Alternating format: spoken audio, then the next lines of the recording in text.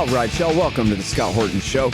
I'm the director of the Libertarian Institute, editorial director of antiwar.com, author of the book Fool's Errand, Time to End the War in Afghanistan, and the brand new Enough Already, Time to End the War on Terrorism. And I've recorded more than 5,500 interviews since 2003, almost all on foreign policy, and all available for you at scotthorton.org. You can sign up for the podcast feed there, and the full interview archive is also available at youtube.com/Scott Horton Show. All right, you guys, on the line, I got the great Grant F. Smith. He is the founder and the director of the Institute for Research, Middle Eastern Policy. And what that really means is he is America's foremost expert on the Israel lobby. And he wrote, 8-10 books about it so far? Blow your socks off, including Big Israel. That's the big one. Welcome back to the show. How you doing, Grant? Hey, doing well, Scott. Thanks for having me on. That's a lie, say the big one. It's one of them and one of the big latest all-encompassing type broad overview type things. But the whole corrupt founding of AIPAC and all of their crimes and stealing nuclear material and all of the, trade dealings and everything. Grant F. Smith, go check out his Amazon page there. And you know what you do too for fun one weekend? You go site:/earmep.com. And then that way you're searching just that site and space and then just put .pdf and see what you find there. I bet you'll have fun. Okay. Yeah, the latest PDF is the entire basic field training course that we've been trying to get for 10 years from the FBI. Yeah. And it is developed and delivered by the Anti-Defamation League. Oh, you don't say. So that's the headline. ADL defines genocide and civil disobedience within the FBI. Yeah, the looming threat to Middle East peace activism, and that is IRMEP.com, earmep.com. So please do tell what it is. What are the standards that the ADL is teaching the FBI about American thought crime, Grant? Yeah, that's a good question. So even before we received this Freedom of Information Act request, we had requested other documents relating to the ADL-FBI relationship, and they were basically trying to tarnish Palestinian rights groups in the U.S. by conflating them with hate crimes and violent armed domestic terrorism. And so this FOIA that we finally got documents on is something that's been underway since 2014.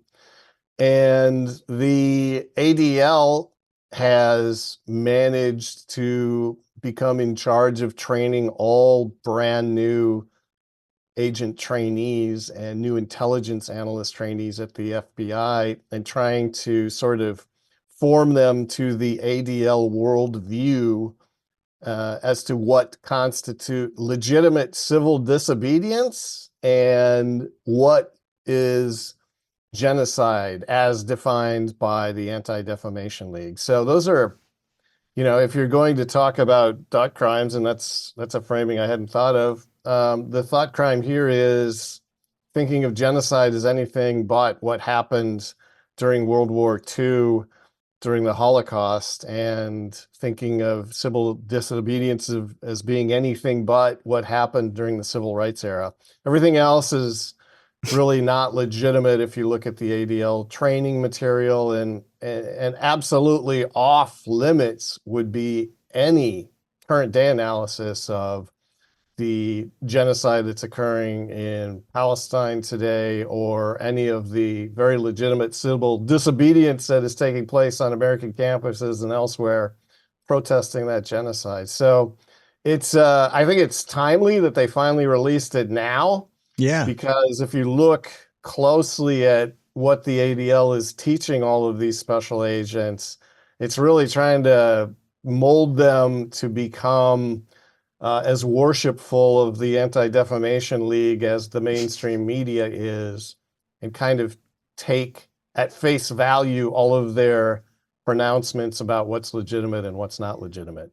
Yeah. So I admit I didn't read the ADL report, and I'm really interested in the history here, which you go into, which of course only you can in this way, and I want to hear all that. But on this particular question of anti-Israel protests, what's going on now, it's mostly college campuses or, younger people who are, I don't know, incontrovertibly protesting within MLK parameters, right? Like, what is it? How did they parse and say when Palestinians or American leftists or who mostly go out and protest against what Israel is doing? This is why you should not see this as the kind of thing that Martin Luther King and his people would do or support. It's something different. They're what? Just they're Nazis and we say so? Or do they even have an argument or what? Yeah, the argument is that if you're on campus and you're protesting what Israel's doing in Gaza, that you are actually sort of an agent of Hamas, or as Nancy Pelosi says, if you're protesting at her house and making her life difficult, you must be an agent of China or Russia or whoever the state enemy of the day is. She doesn't even know. So that's the transparent attempt. It's an attempt to portray legitimate civil disobedience and protest as something that it's not. I think Max Blumenthal was challenging anybody to come up with video and audio of protesters saying what some of the people grilling college officials on Capitol Hill were saying was being said in any of these protests. They can't, because it's not. They're basically out there saying, stop the war, ceasefire now. With, probably some outlier people saying worse things. I wouldn't say river to the sea is worse, but, they're trying to basically change the framing of what these protesters are doing and throw it into the category of a hate crime or worse. So I've looked at it about as close, I think, as anyone has. I haven't found anything in all of the video and protests and marches that would rise to the occasion of, being anything that shouldn't be on campus. And to his credit, the FBI director promised that they're not going to investigate or surveil peaceful pro-Palestine protests. But as you know well, they do sometimes react to outside and political pressure to get some results by creating fake plots, finding some mentally compromised individuals, giving them some fake weapons, and creating terror plots where none would have existed but for the efforts of the FBI. So I think it's important to sort of reveal all of this. And I'm not the only one who's saying it. I think James Bamford, when he wrote an almost simultaneous article in the Nation magazine talking about ADL espionage and covert action and its previous experience working with apartheid South African intelligence and the Israelis to try to frame and shut down all sorts of civil rights groups in California and elsewhere. Yeah. This is what the ADL does. And as you briefly mentioned, they have an 80-year history of trying to infiltrate the FBI. Hold that thought, because I'm going to ask you that next. But yeah, on this current thing, I guess, I'm just making fun of myself here, where I'm like, yeah, but what's the crux of the argument, Grant? Because where there's such BS, it requires really good BS. No, but there is none, right? How do you convince? It doesn't. And look, I know that FBI agents are a bunch of mindless meathead Waco killers, but at the same time, if somebody just says to them, "Hey, FBI agent, you see those hippies over there? They're not hippies. They're pro-Hamas." It seems like even an idiot meathead potential Waco butcher FBI agent would say, come on. I mean, That's just because you like Israel a lot or whatever. But that's not true. They're college leftists. You know what I mean? Like the meme of the white girl with the dreadlocks. Everybody knows what they are. They happen to be good on this one. But nobody says they're pro. Oh, yeah, this is Hamas's fifth column is taking over all the colleges. I mean, even David Horowitz would probably try to blame Iran or the Muslim Brotherhood or something first, right? It just makes no sense. Well, to its credit, when the ADL was encouraging the FBI to investigate Friends of Sabeel, which is an Iowa-based small group for hosting some American Muslim Alliance speakers, the FBI, to its credit, did say, oh, okay, this is just the ADL having another ideological disagreement with a couple of groups that basically don't have any power or influence anyway. So, but I don't think it's good to discount the power of any node of the Israel lobby making fact-free assertions that instantly have to be acted upon. For example, there's been no public presentation except for maybe Channel 4 in the UK that UNRWA had active operational people in the October 7 attacks. But they made the assertion and boom, suddenly there's no more Western funding for that organization. And however, that's not just absurd on its face the way this is, right? Like these same people be protesting for recycling next week. How are they Hamas? They're a bunch of vegans and a bunch of communists, I think the argument no that offense, the FBI guys, I love you, the FBI has to take every single ADL allegation at face value because number one, against their own better judgment up until 1968, they didn't want to deal with the ADL. But now they have to liaise with each regional office. Hey, y'all, Scott here. Let me tell you about Roberts and Roberts Brokerage, Inc. Who knew? Artificial bank credit expansion leads to price inflation and terribly distorted markets. If you've got any savings left at all, you need to protect them. You need to put some, at least, into precious metals. Well, Roberts and Roberts can set you up with the best deals on silver, gold, platinum, and palladium, and they've been doing this since 1977. Hey, if you just need some sound advice about sound money, they're there for you, too. Call Tim Fry and the guys at 800-874-9760. That's 800-874-9760.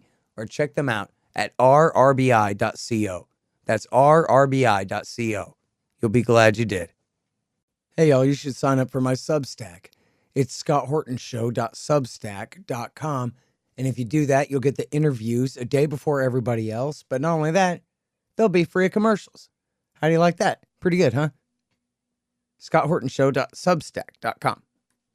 Hey, y'all, libertasbella.com is where you get Scott Horton Show and Libertarian Institute shirts, sweatshirts, mugs, and stickers and things, including the great Top Lobsters designs as well. See, that way it says on your shirt why you're so smart. Libertas Bella, from the same great folks who bring you ammo.com for all your ammunition needs, too. That's libertasbella.com. Okay, go ahead. Go back to the beginning and let us know about this because it's really fascinating. Again, let me name the piece here if people are now within reach of their Google bot machine here, or, make your AI listen to me say, ADL defines genocide and civil disobedience within the FBI. That's at irmep.com. Go ahead, Grant.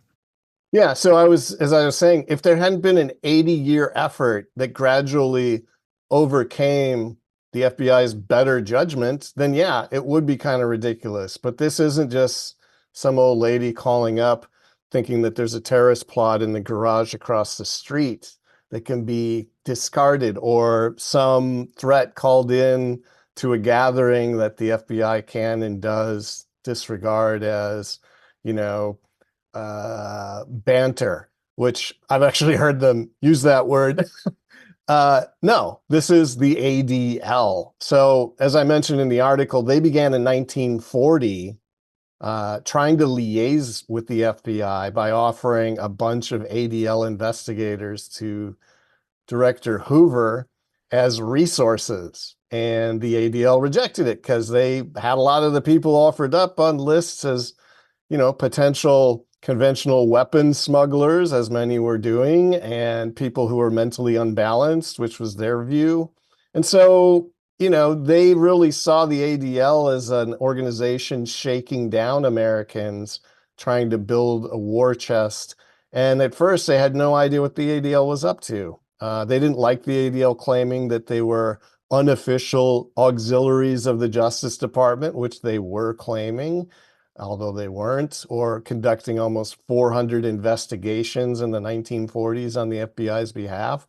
And so Hoover didn't want anything to do with them. He knew about their attempts to infiltrate people like Arnold Forster into the FBI when he was actually the ADL's chief investigator until about 2003. They were lobbying for joint events and meetings, and the FBI was confused about that. And finally, they asked in 1944 for access to FBI files, which was an incredible brash thing to do, which of course the FBI refused. Do they have access today? Some people think they do. But anyway, in 1968, the FBI was basically ordered politically to liaise with the ADL. And now you've got the ADL directors writing things like love letters to the FBI and pretty much showing that they're willing to comply with any political orders to treat the ADL with kid gloves and treat all of their assertions as legitimate. And the height of that was probably when Attorney General Janet Reno had a giant file of ADL espionage evidence on her desk that people were urging she act upon, and she just buried it and said, no, we're going to continue to be a partner of ADL's, investigations of hate crimes and be an active resource to them. So, the FBI has to take anything the ADL says as a legitimate potential crime.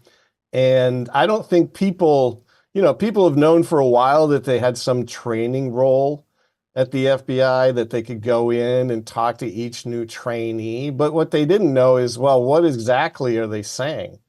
And I think based on the 10 years it took us to get this, that they cleaned up their curriculum a bit, because we were trying to get it directly from some of the content providers who denied access and said they didn't hand it out to just anybody.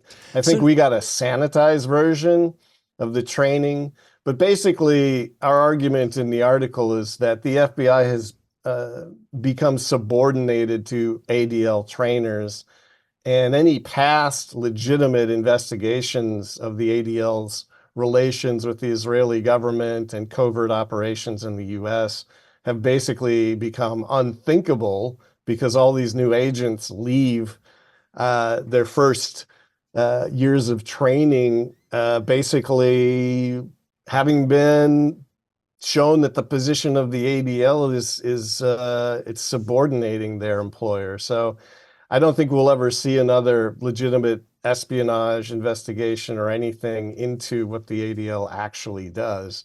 And, I really do think it's not really, there's a lot of pushback you can see online and some of the platforms that haven't gone under yet, questioning what the ADL really is. What is this organization today based on what it does? And, it's certainly they got not some heat back from Elon Musk, because they went kind of full bore against him and calling him an anti-Semite and targeting companies and telling them they better stop advertising on Twitter and this kind of thing. And so that really raised their profile. Like, hey, man, what exactly is y'all's role here? Like, keeping America safe from literal Nazis, or going around and calling all enemies of Israel Nazis, including the richest guy in the world who has the PR to fight back? You know what I mean? Well, he doesn't. I think he got a little taste of what real power is. Yeah, that's true. He gave in, didn't he? He did give in. He's wearing an Israeli soldier's dog tags now. He's taking tours of Yad Vashem. I might have missed the dog tag thing.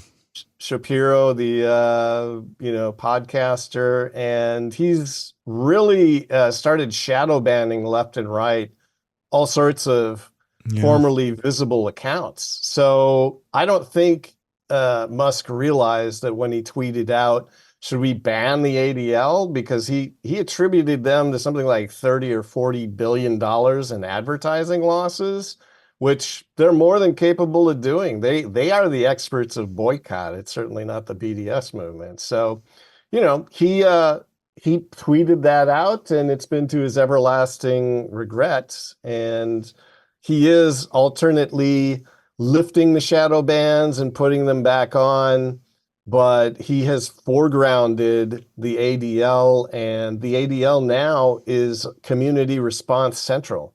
So if they see something they don't like, they get carte blanche on Twitter to kind of put in their view as the definitive correction to the handful of posts that in any way challenge what's going on. So, he got a taste, and, I don't know why he didn't think he was vulnerable, being a military contractor, having a social media company, huge advertising having cars that could be recalled for safety.